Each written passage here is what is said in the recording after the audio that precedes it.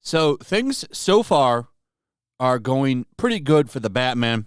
The real question that I have for this movie is, how does it hold up on its second weekend? Will it have legs? That's kind of the question that I have for this movie. The audience, I thought, would be a little bit more split on this movie because, honestly, compared to a lot of the previous Batman movies, this one's pretty slow. And that's because it's a detective story through and through, which I really appreciate. I liked that about this movie. It's not just a James Bond Batman movie like a lot of the other ones have been. This one, you actually get to see him do detective stuff. And I'm not saying that, the previous Batman movies aren't great. In fact, I think The Dark Knight is probably the best. I like Batman Returns personally is my favorite, but The Dark Knight is right under it. I'm not saying that, it's not like there's been nothing but bad Batman movies. They've all been pretty good for the most part, aside for a couple. But this is just a refreshing take for me. I like seeing him be a little bit more comic book accurate, and I feel that that's something that we did get in this movie. And it looks like, at least this weekend, it's going to do pretty good. Some people saying up to $200 million. We'll see. But this is all good news for movie theaters. I was wondering if they were going to even be able to rebound from the coup. And when you have Spider-Man do as well as it did, and then you have the Batman doing well, it's a good sign for theaters. Though, like I said in a previous video, these are the most popular comic book franchises, period. Spider-Man is for sure Marvel's most popular character, and the Batman is without a doubt DC's most popular character. So these are like the tippy top of comic book franchises. So, I mean, how does Doctor Strange do? That's going to be a real question. We'll be looking at that movie. But anyway, the reason I'm making this video is because every time something like this comes out, a lot of these woke Hollywood pretenders, as Nerd Radic likes to call them, and I think that that's a good name for them, Hollywood pretenders. They just can't help but try to ruin things because they've got to throw virtue out there and be a little woke. And this is a really good example of that. It's really a positive for Robert Pattinson, who really went over in detail about how much he loved Final Fantasy VII. At least to me, it came off to me like the man is a big fan of the game.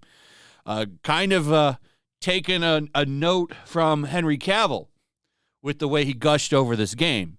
And I appreciate that. I've never had a problem with him playing as Batman because for those who remember, every time a Batman is cast, people bitch about it. So it's like, let's just see what he does. People were mad about Michael Keaton. People were mad about Ben Affleck. People were even mad about Heath Ledger as the Joker.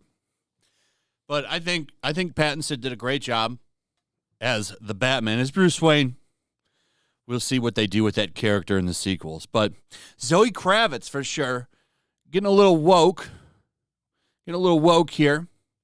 Really doing her best to kind of turn people off to her with her reaction, which looked as a reaction of genuine disgust, by the way. So he's going on about Final Fantasy VII, talking about how, guys get influenced by this love triangle and how they have to pick between Aerith and Tifa. And apparently that's a big problem of the world.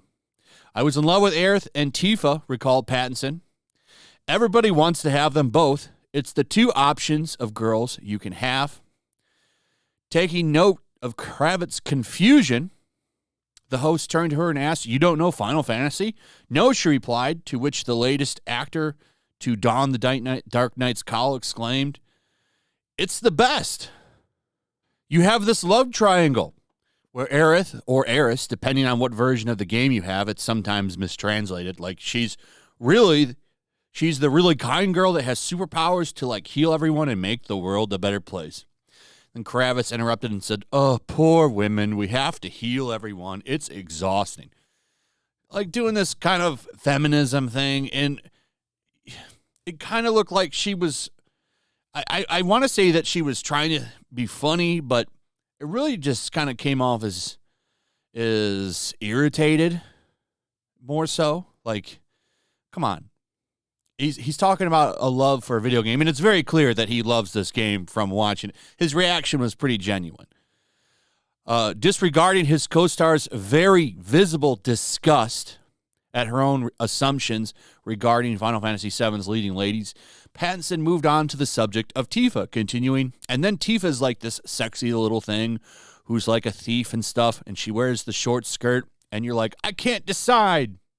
Because you remember, like, you get to woo them both for a little bit before, spoilers, I guess, Aerith dies. And, then obviously, all that's left is Tifa. But Kravitz, once again, to no avail, interjected and says, "This is crazy," Pattinson added. Then Aerith, right at her peak, gets killed. Laughing, the Batman star then playfully asserted, "This is how every guy figures out what love is. That they meet the ideal woman, and then it never gets any, never. Either the one that's going to heal everyone or the one in the short skirt. These are the options? Oh my God," concluded the offended Kravitz, boiling down to two of the most well-developed characters in fiction to nothing more than cardboard stereotypes. This is the problem with the world. And that's the end of the quote. Here's the clip right here. And if you watch it, I'll just play a little bit of her reactions. Like you can tell, like here's one right here. Here's where he's explaining it. And it's like to heal, make the world a better place. You see her roll her eyes there. And then Tifa's like this. I don't know. It doesn't seem like she seems genuinely pretty disgusted. And even like right here at the end, it's like, okay. So you're breaking down these characters like they're sexist stereotypes or something, when that's really not the case. These were great characters in a great game. Hell, it just got re-released as a remake. Well, kind of a remake. It's more of a time travel game, it seems like to me. But what are you doing? Why are you acting like this? This could kill me from wanting to see this movie if I hadn't seen it yet. Because I hate these kind of actions. It's like you don't need to virtue signal and be woke. The dude was doing a great job promoting this movie right there. Because this made me like him a lot more, hearing him talk about this game. It's the same thing with Henry Cavill. Like, you would say, oh, okay, well, we could get more people to see this movie. Then she acts disgusted. She should have not been here with him, and this could have been a totally positive interview. Anyway, that's pretty much it. Let me know what you guys think. How do you feel about this? Let me know in the comments. Also, if you would, please subscribe. Please consider subscribing. It's right there. It's free. Doesn't cost anything. Also, if you do that, hit that notification bell, throw a like up, share the video, and I'll see you guys on the next one. Peace. Also, if you want to help support the channel, check out my Teespring store. There's a link in the description. You can find some merchandise in there that you might want to check out. Also, make sure to follow me over on Twitch. I do watch parties, play video games over there. They're always fun. Follow me over there and come hang out. Also, make sure you subscribe to YellowFlash, my other channel. There's a link to that in the description as well. I do a lot of live streams over there that I don't do on this channel. They're usually smaller and a little bit more personal. So make sure you follow me over there and sign up.